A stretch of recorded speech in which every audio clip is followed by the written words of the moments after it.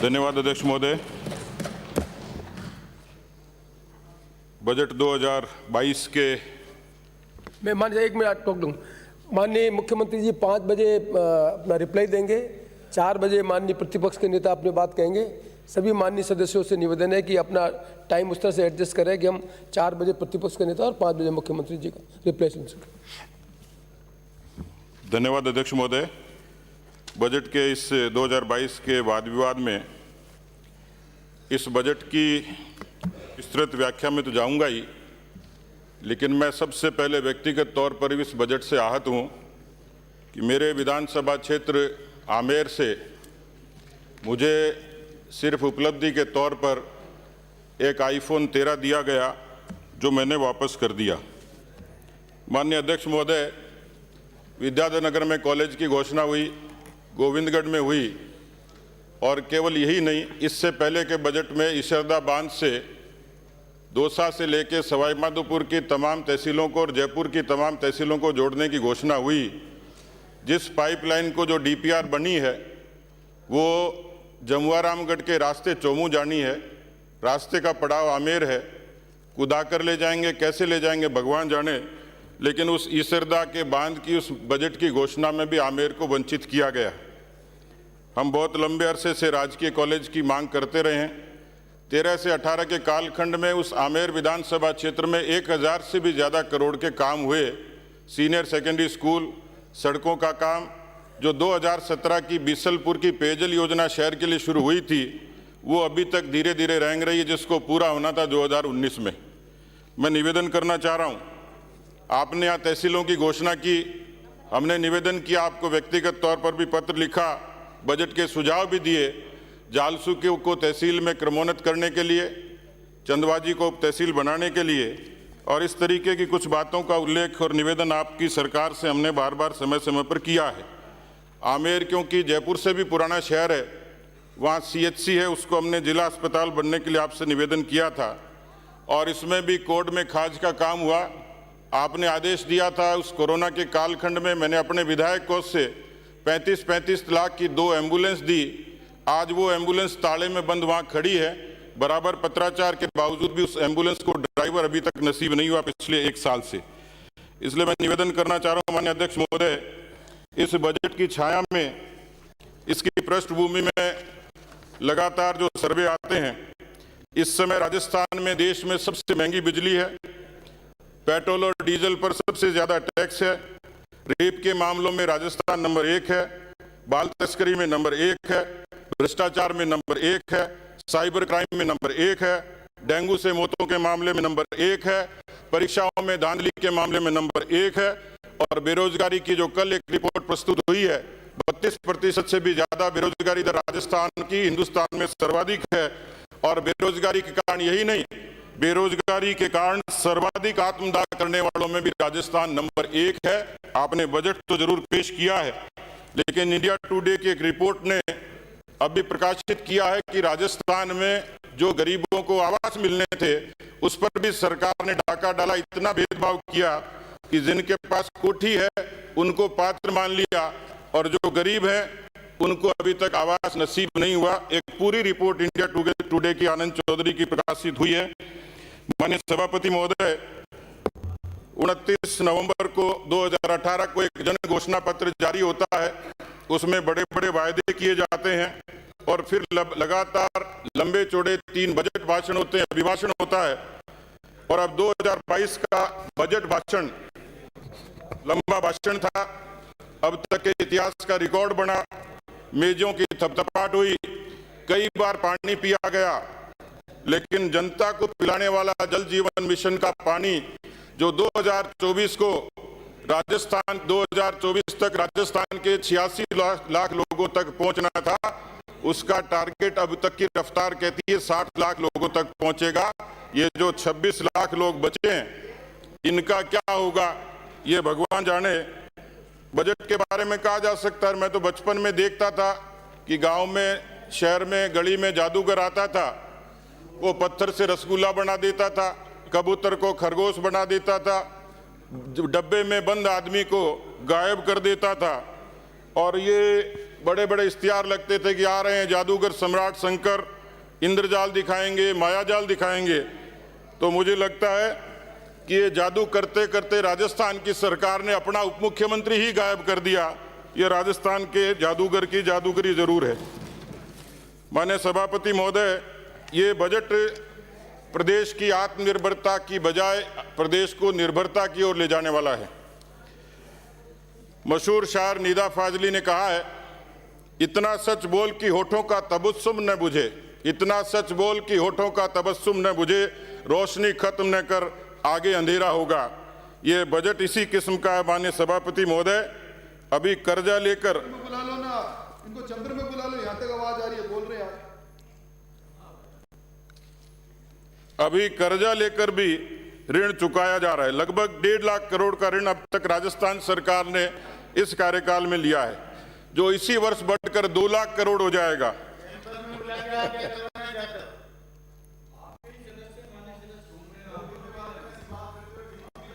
प्रति परिवार 1.33 लाख की देनदारी हो जाएगी और अनुमानित वित्तीय वर्ष 2022 के अंत तक कुल देनदारी 5 लाख करोड़ से भी आगे निकल जाएगी और राजस्थान के प्रत्येक परिवार पर लगभग 3.5 लाख रुपए का कर्जा होगा।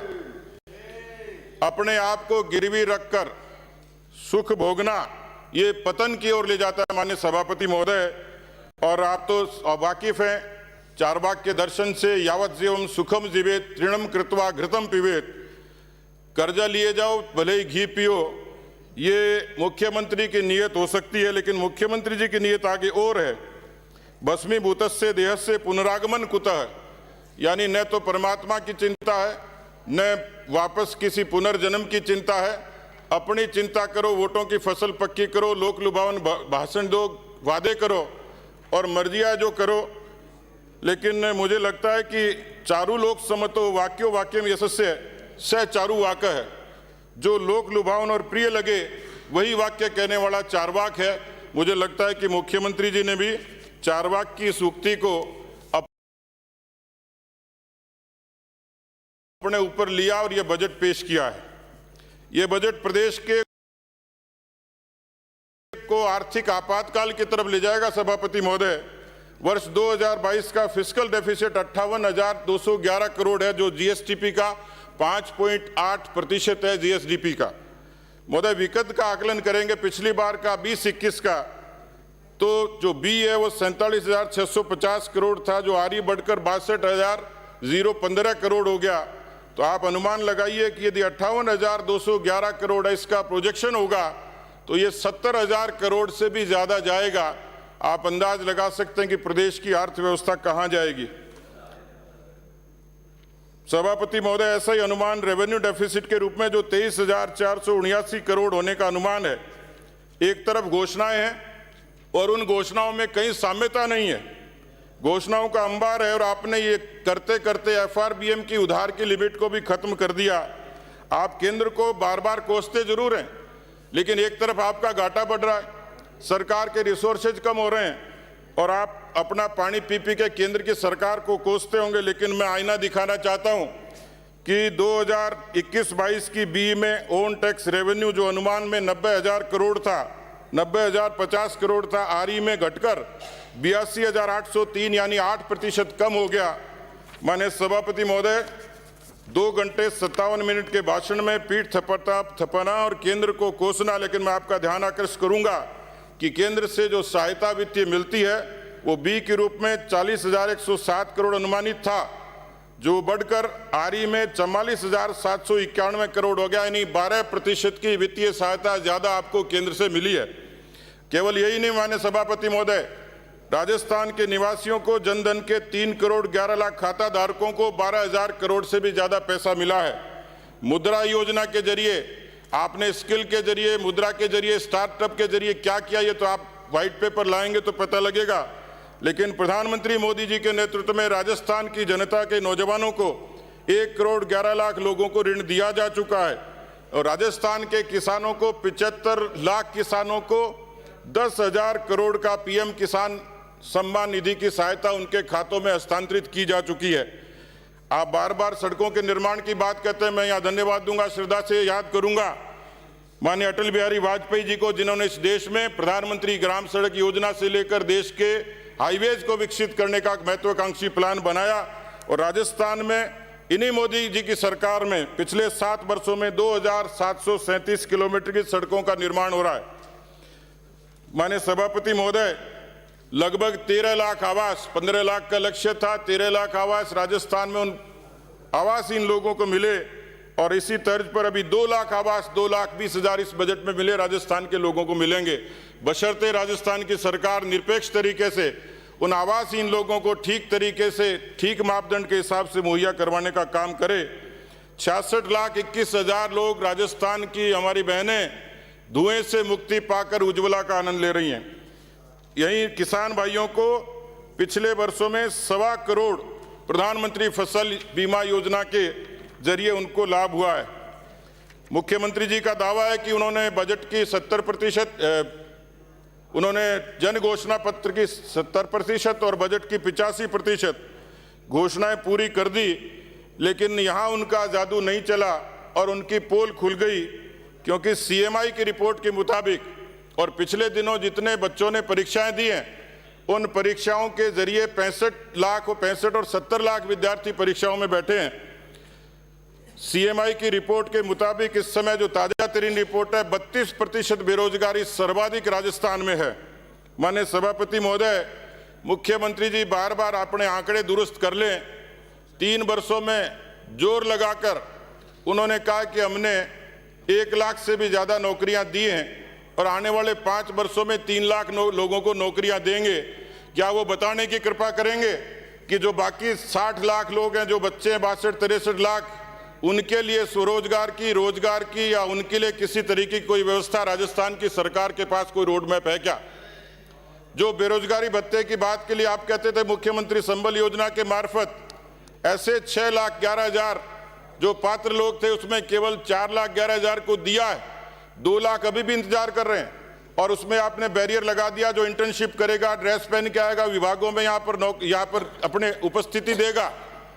तो आपने मुख्यमंत्री संबल के नाम से ये बेरोजगारी भत्ता देने की बात तो कही थी, लेकिन गांव का विद्यार्थी कमरा लेकर कोचिंग करता है उस भत्ते की आस में, लेकिन आज तक उन 2 लाख लोगों को अभी भी इंतजार है। इसलिए माननीय सभापति महोदय, 15 से ज़्यादा भी भर्तियां अभी लंबित हैं जो कोई वित्तीय और प्रशासनिक कारणों से पड़ी हुई है।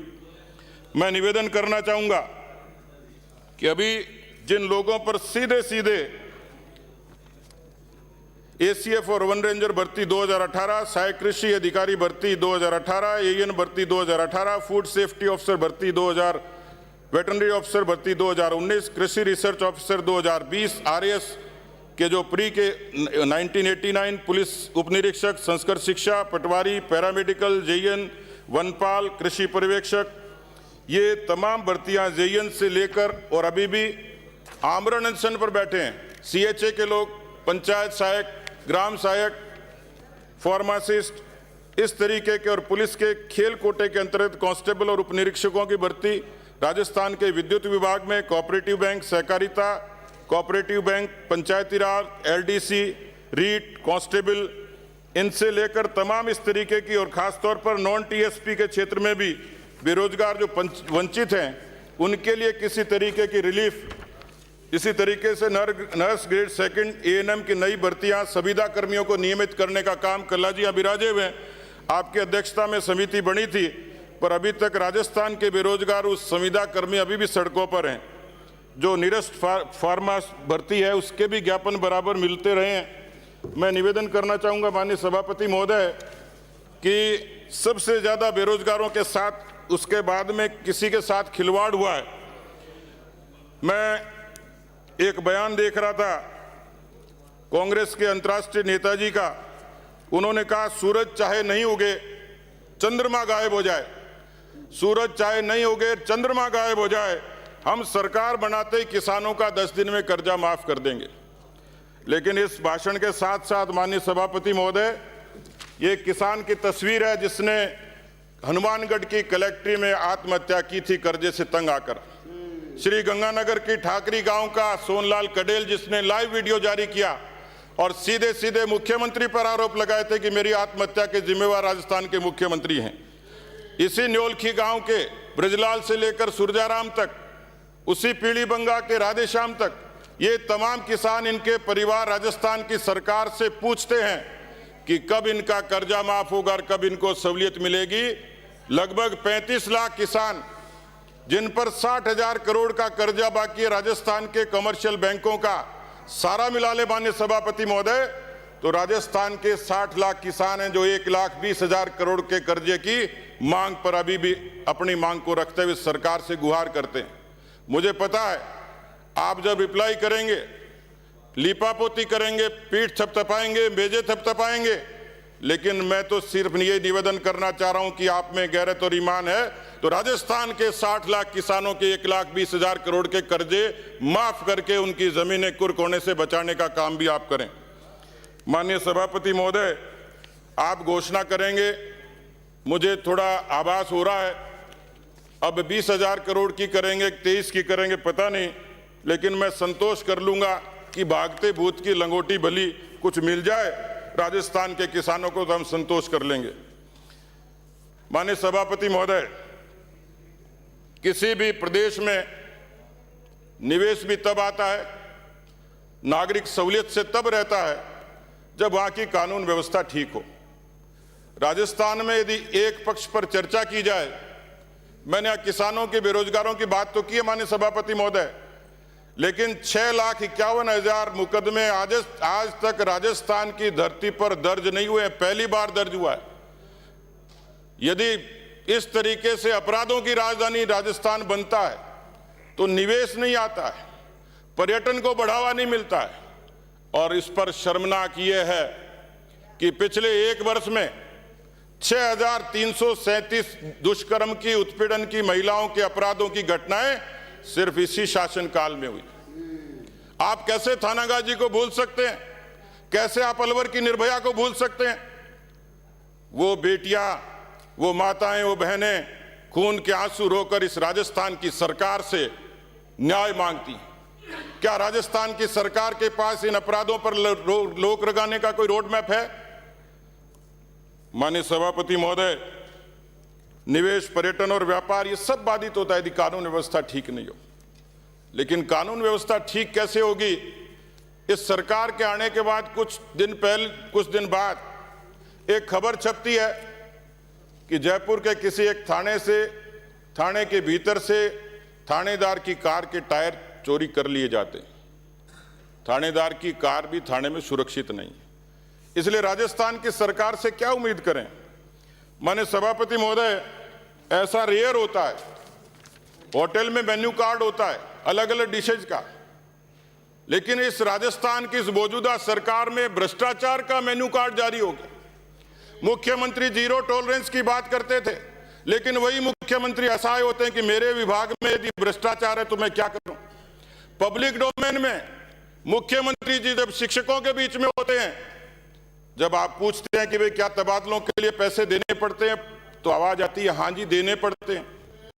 जब एक बार तसल्ली नहीं होती तो दूसरी बार पूछते हैं, क्या तबादलों के लिए पैसे देने पड़ते हैं? दूसरी बार आवाज आती है सभापति महोदय कि हां देने पड़ते हैं।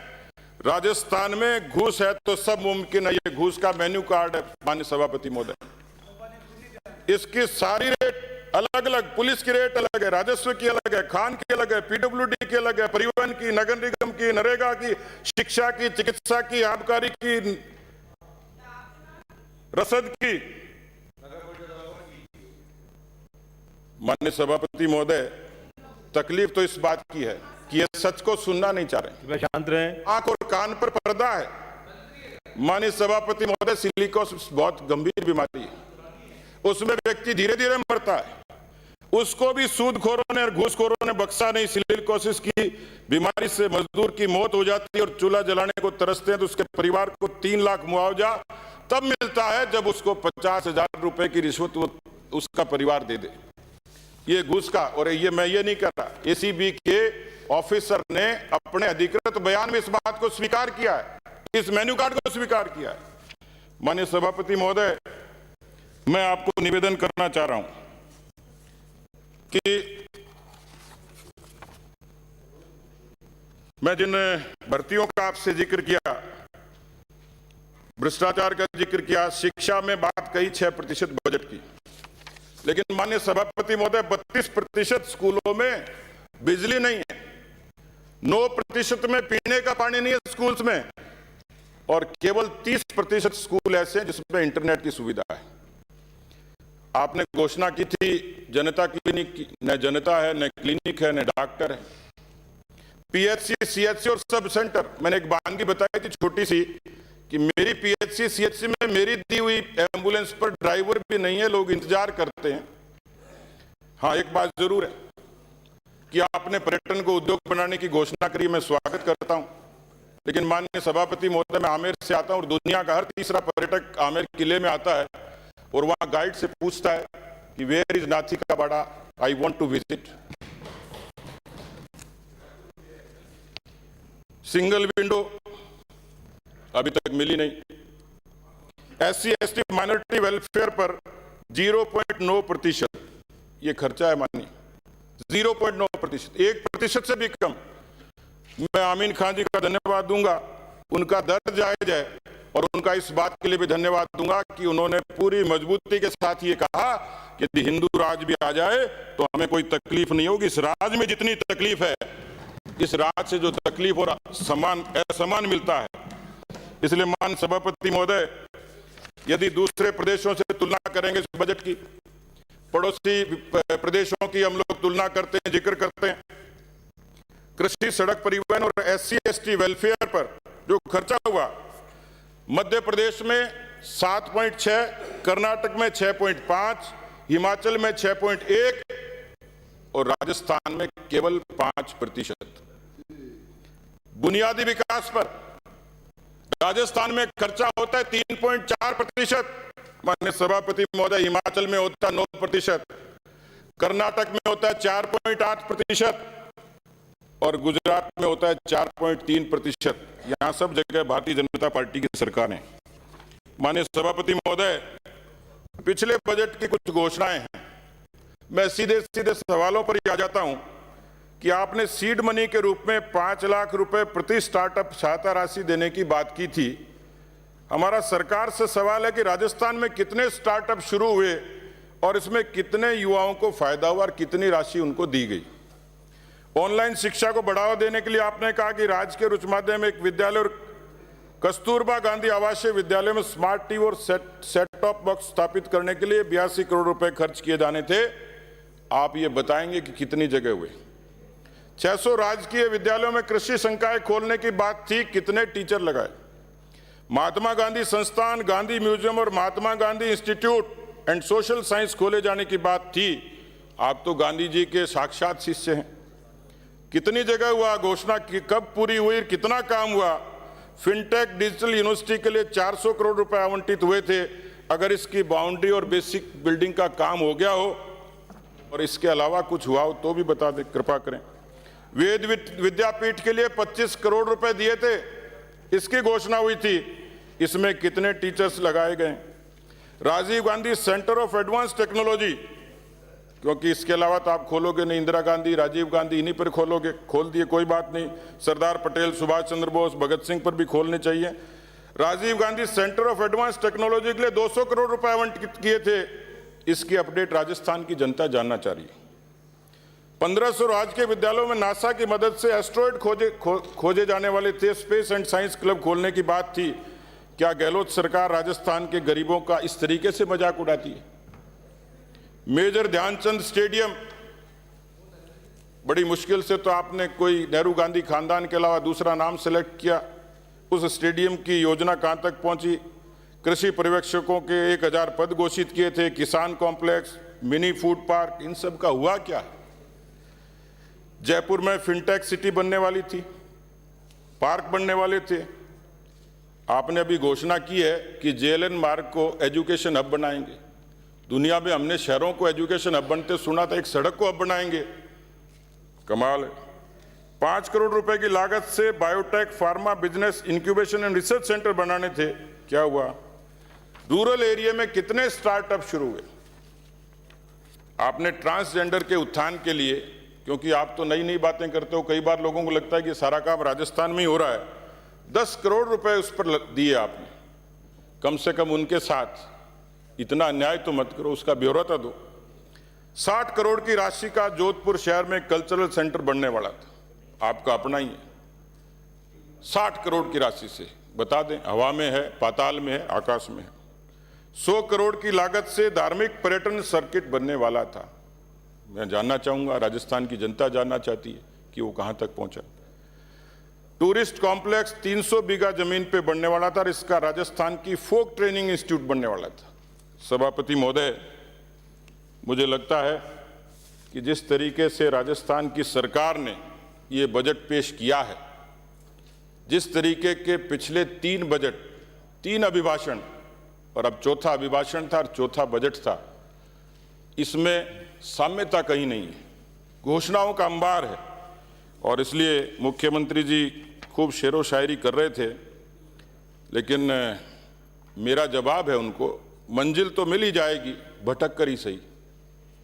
मंजिल तो मिल ही जाएगी, भटक कर ही सही। गुमराह तो वो हैं जो घर से निकला ही नहीं करते। क्योंकि पिछले 2 साल में मुख्यमंत्री जी अपने घर से दफ्तर भी नहीं गए, यहाँ तालियां बजवाना, मेजें थपथपाना, बार बार पानी पीना और उसके बाद केंद्र को कोसना, ये काम आसान है। लेकिन राजस्थान की 7 करोड़ जनता के अरमान और इच्छाएं पूरी करना, आपको 70 वर्षों में 50 वर्ष मिले, आप पेंशन स्कीम के नाम पर खुश हो रहे हैं, प्रफुल्लित हो रहे हैं। जब आपकी सरकारें थी, आपने विचार क्यों नहीं किया? अब आपकी कुर्सी सरकने लगी, कुर्सी खिसकने लगी, उसके पाए हिलने लगे, तो आपको लगता है कि कुछ पॉपुलिस्टिक चीजें पैदा की जाएं। राजस्थान का किसान, राजस्थान का बेरोजगार, राजस्थान का आवाम बुनियादी सुविधाओं से लेकर उन सब बातों का जवाब आपसे मांगता है। ये कानून व्यवस्था की स्थिति आज तक राजस्थान के इतिहास में नहीं हुई। और माननीय सभापति महोदय, आप तो सिर्फ एक काम कर देंगे तो राजस्थान की जनता और राजस्थान का नौजवान धन्य हो जाएगा। जिस तरीके से ऐतिहासिक तरीके से रीट की धांधली हुई, राजस्थान के 70 लाख नौजवान और उनके 1.25 करोड़ से भी ज्यादा परिवार, उनके पेट पर लात पड़ी है। किसान अपनी जमीन बेचकर कोचिंग के लिए जयपुर बेचता है, दूसरे प्रदेश जिलों में बेचता है। उसने पेट काट कर वो पढ़ाई की और एक के बाद एक पेपर लीक होते चले गए। आप क्यों इनकार करते हैं? आप तो कहते हैं कि ठठेरे की बिल्ली खुड़के से नहीं डरती। सभापति महोदय, फिर सीबीआई से क्यों डरते हो? आओ न मैदान में, करिए घोषणा सीबीआई जांच की। दूध का दूध और पानी का पानी होगा। ये एसओजी की जांच से छोटी मछलियां फंस सकती हैं, बड़े मगरमच्छों का क्या होगा? इसलिए इस बजट में भी मेरा सवाल राजस्थान की सरकार से भी रहेगा, ये निवेदन भी रहेगा कि आप में हिम्मत और गैरत और ईमान हो तो उन लाखों बेरोजगार नौजवानों के परिवार आपको दुआ देंगे। इस सीबीआई की जांच आपने कमलेश प्रजापति में भी दी है, अलवर की निर्भया में भी दी है, विष्णुदत्त बिश्नोई में भी दी है। तो जब किसी बेरोजगार नौजवानों के अरमानों पर पानी फिरता, माननीय सभापति महोदय, तो सीबीआई की जांच एक यथेष्ट मार्ग है। आप गांधी के अनुयायी हैं। गांधी जी सच कहते थे और सच को सुनने की, सच को देखने की, सहन करने की हिम्मत है। क्योंकि आप इसलिए बचाना चाहते हैं कि राजस्थान की सरकार के 2 मंत्री सीधे सीधे उन पर उंगलियां उठती हैं। और यदि ये निरपेक्ष तरीके से जांच हो जाए तो इनके नकाब भी उतर जाएंगे और राजस्थान में भविष्य में कोई भी दुस्साहस करने की हिम्मत इस तरीके से नहीं करेगा कि उन पेपर पर डाका डालेगा, उन नौजवानों के भविष्य पर सीधे सीधे प्रश्न खड़ा करेगा और उनका भविष्य अंधकार में बनाएगा। धन्यवाद सभापति महोदय। जगदीश चंद्र।